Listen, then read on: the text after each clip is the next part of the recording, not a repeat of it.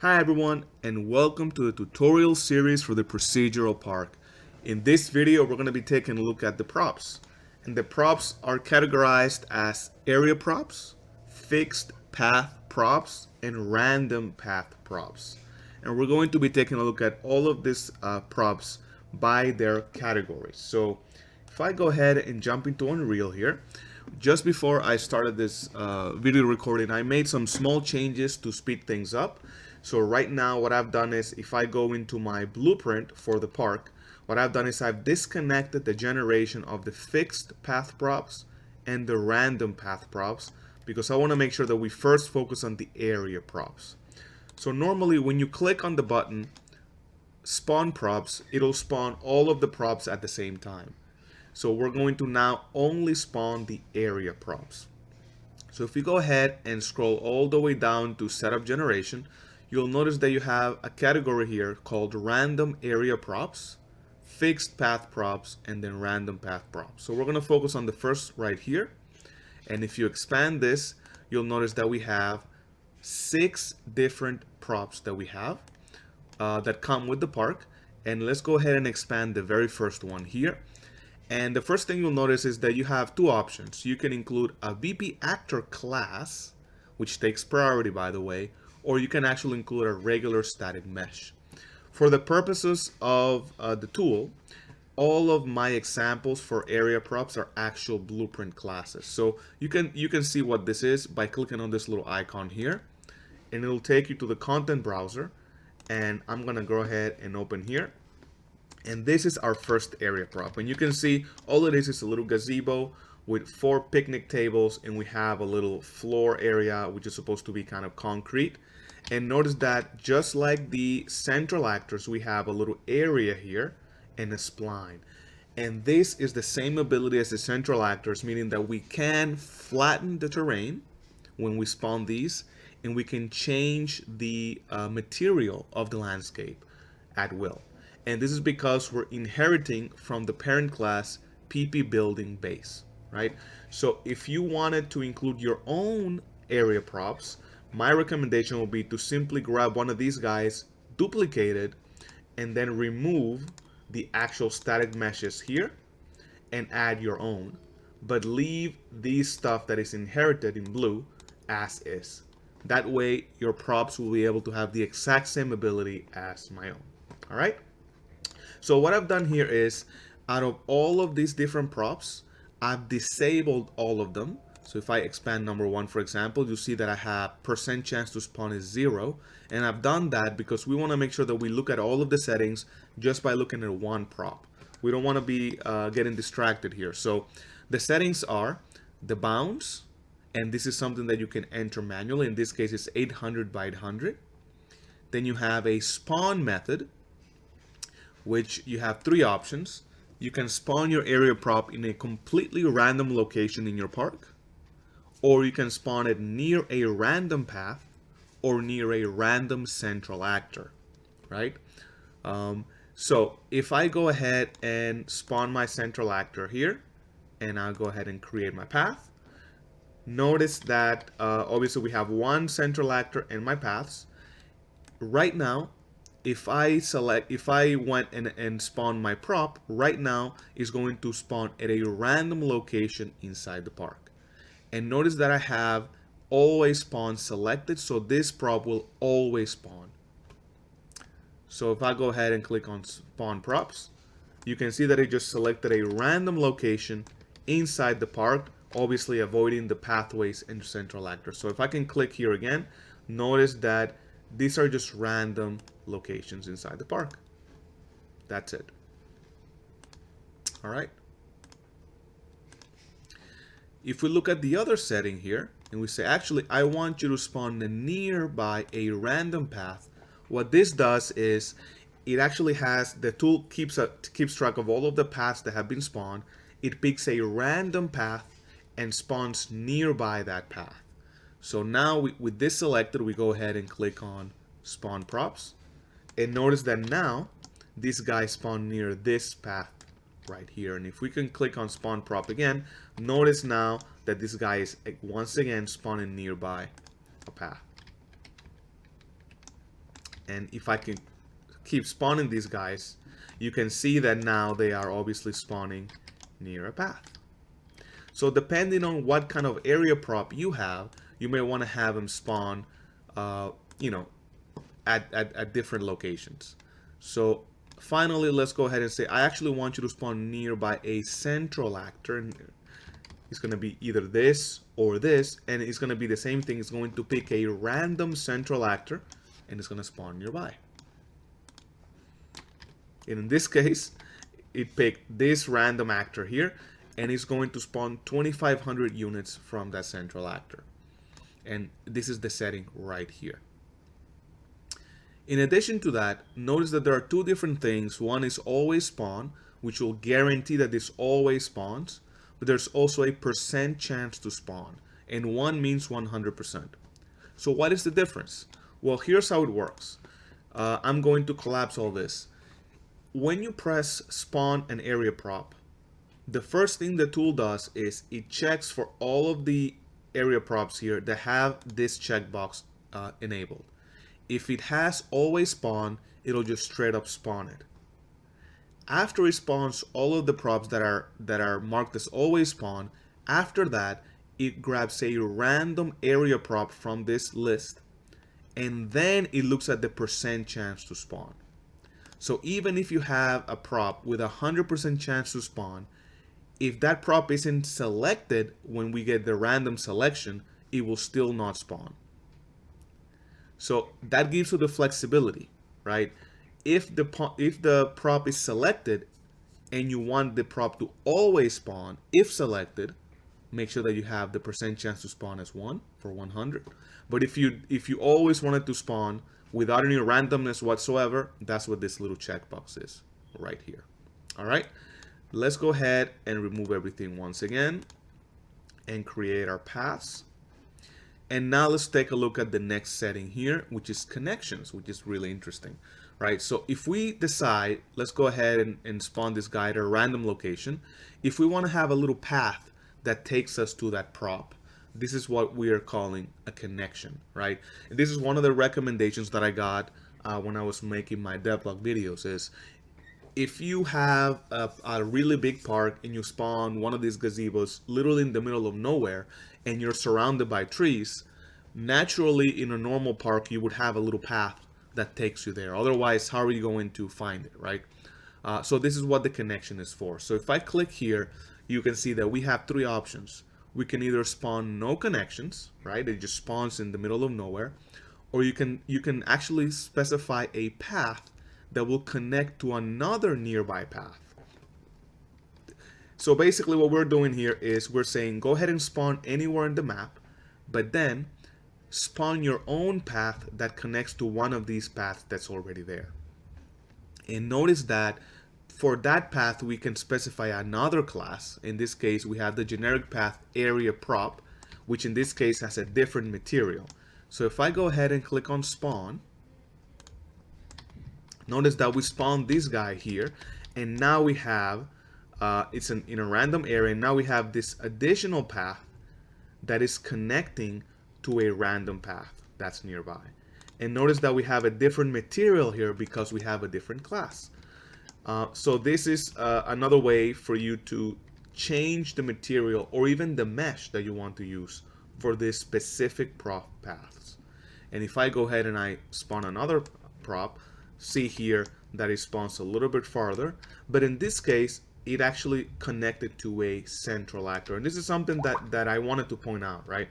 And you may say, okay, well, I actually told this guy to connect to another path like this guy right here, and the algorithm will try to do that. However, if the path, because we're doing a random path, for some reason connects to a central actor, it will just stop at the central actor. Otherwise, what this would do is it would just keep going and go through the central actor and then connect to a path eventually. And obviously that doesn't make any sense, right? So you may see that sometimes this doesn't connect exactly how you want it. And in those cases, if you're really bothered, you can manually change it right here, right? You can just grab this guy and say, actually, no, I want you to connect right here. So remember, all of the paths are splined, so you can always change it, right? That goes for anything in the park, right? The algorithm will do the best it can, but don't feel like this is written in stone. You can always make the changes, right? All right, and finally, let's take a look at the other option here, which is go ahead and connect to a nearby central actor. And this is going to be obviously what you would expect, right? If I spawn the prop, it'll spawn at a random location, and then it'll grab a random central actor, and it'll make a path to it. Notice that I'm grabbing a random central actor. So even though this central actor is nearby, it picked this central actor randomly. If you wanted to have control over the specific central actor, then you would have to specify that the prop spawns nearby a central actor. If you select this, then it'll use the same central actor for the path, which obviously makes sense, right? So now, as you can see, we said that this guy should spawn near a central actor, and it did, and then it used the same reference to build the path. And you can see the same thing happening here, right? So that's the difference, right? So go ahead and play with those settings and let me know what you think. But hopefully the explanation that I've given is not too complicated. The point is that you have 3 different spawn methods for your area props, and you have 3 different connection types. And hopefully that should give you enough flexibility to spawn the park any way you want. And lastly, there's a couple of additional options here. For example, one that says spawn props along the path. And we're going to come back to this in just a little bit, not yet. But this is basically the option to spawn fixed and random props along this path, just like you would normally for the other paths. So in this case, it would be lights, for example, or benches, right? All right, so let's go ahead and clear everything. And we're going to do now the opposite. We're going to just generate the fixed path props, and we're going to disconnect this guy here. I'm going to compile and go back here. All right, and now when we spawn our actors, create our pathways, and now we click on spawn props, notice that now we're spawning the lights. These are the only fixed props that I'm included in the park as a sample, but again, you can add as many as you want. So if you scroll all the way down, let's go to fixed path props. Notice that we only have one member here, and in this case, it's actually a static mesh. You can, of course, still use a blueprint actor here. If you wanted something more interactive, you can define the class, or in this case, I have the example as a static mesh. This is a simple static mesh, and I'm going to get a little closer, with a glowing material for the light, as you can see here. But you can see these are single static meshes. Remember, for performance purposes, all of the single static meshes can then be converted to instance static meshes. So if I decided to have these lights be individual blueprint actors, then they would be less performant than having all of the lights be combined to one hierarchical instance static mesh. So keep that in mind, that for performance reasons, if you can use static meshes, that's obviously better, right? So what are the options here? We have the bounds, which in this case is 10 by 10. You have the path buffer, and that is the distance between the center of the path and each individual side. So in this case, for this specific prop, I decided that I wanted it to be 200. But if I change this to, let's say, 1,000, and I go back and I remove everything, create the pathways, and now spawn the props, notice that we are now 1,000 units left and right of each individual path. And obviously it looks absolutely terrible. So you can see here. So we're going to go back and set those to their original distance of 200. You have the prop distance, and this is a range, minimum and maximum. And right now, I'm basically saying I want the lights to spawn at exactly 1,000 units every single time, right? if I were to change this to, let's say, 500 to 500, same number, minimum and maximum is going to be the same number. Then I click on spawn props. Notice that these guys are spawning way closer than before.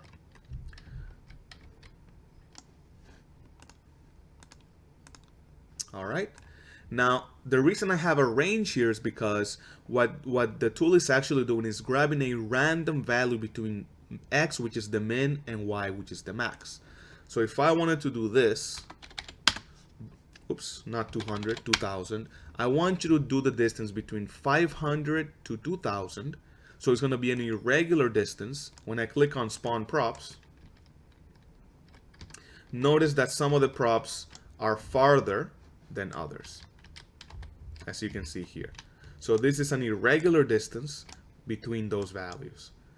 Depending on what you're spawning, you may want to do that. Normally, you probably want to keep things like lights at a specific distance, or maybe you want to have the range not be so big, right?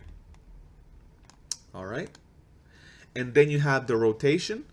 So this is the left rotation. So right now for the lights, because the lights are aligned to the path, I'm not including any additional rotation. But normally, and you'll see that when we look at the random ones, if you have something that needs to be facing the pathway, you probably want to change the yaw rotation by 90 degrees to face the pathway, right? As opposed to being 100% the same rotation, right? You can also decide if you want to add random scale. So you can say, well, hey, I want to include a random scale. And again, X is minimum, Y is maximum. So in this case, if I wanted to do that and spawn the props, you see that they have different scales.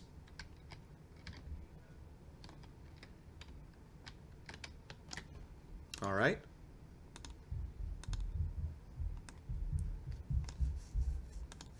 And finally, you can add random yaw, align to the surface, and once again, a % chance to spawn.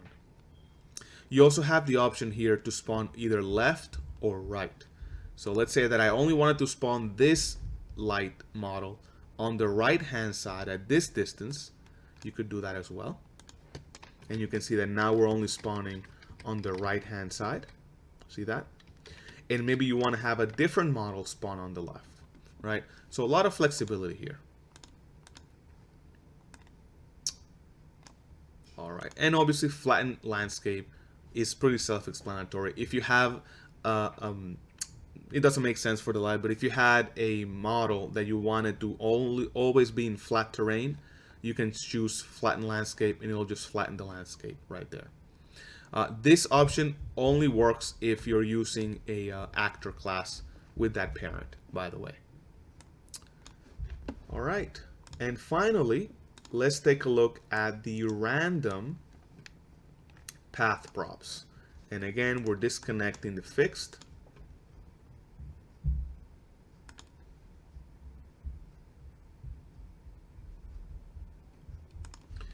And we're going back here and saying, okay, let's go ahead and start over.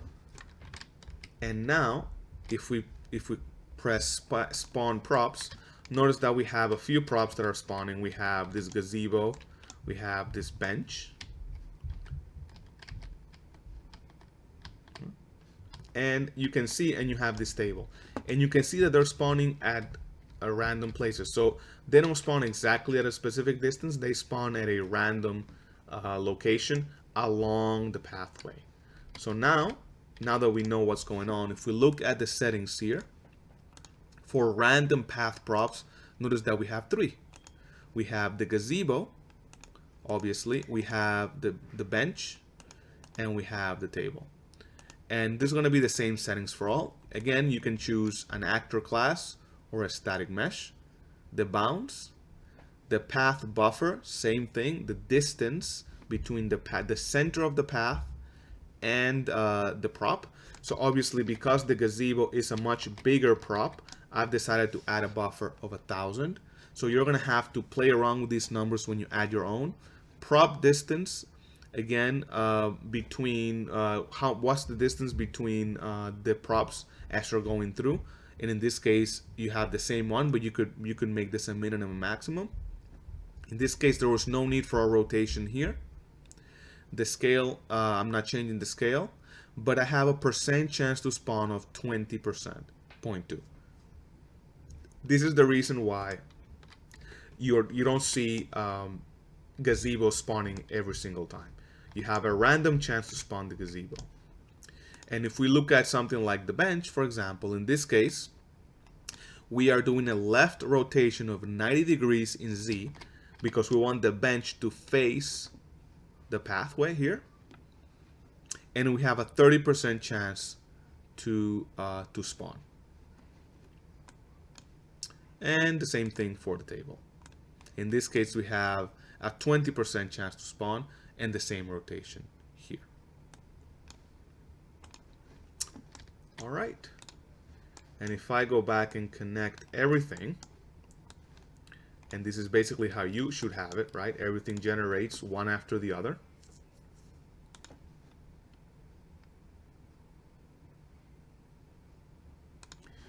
And I'm going to change all of the settings to their defaults. I go back here, I delete everything, I set my parameters, I spawn my central actors. I want more than one. 3. I create my pathways, and now if I click on spawn props, notice that now we have everything how you would expect. You have your fixed props here, one after the other. You have your random props as the benches and the gazebos. You have your area props. In this case, this area prop, which is the bathroom, is set up to be nearby a central actor with a path. And the same thing for this bathroom here. This area prop is set up to spawn near a pathway without any connection, so there's nothing here. And that's it. If I press it again, then it'll do another round, and based on the settings, it may spawn even more bathrooms and more gazebos. So all you need to do here is play with the settings and make sure that you're spawning what you want to spawn. Excuse me. All right. I think this video has been going long enough. Hopefully you understood the different settings for the different types of props here. So if you have any questions or something doesn't seem to be working right, make sure you leave a comment on the video, or you can email me directly, or actually message me via Discord. But yeah, thanks guys. This is the video going over the props. In the next video, we're going to be taking a look at the wind and the bird actors. Thank you guys so much, and I'll see you in the next video.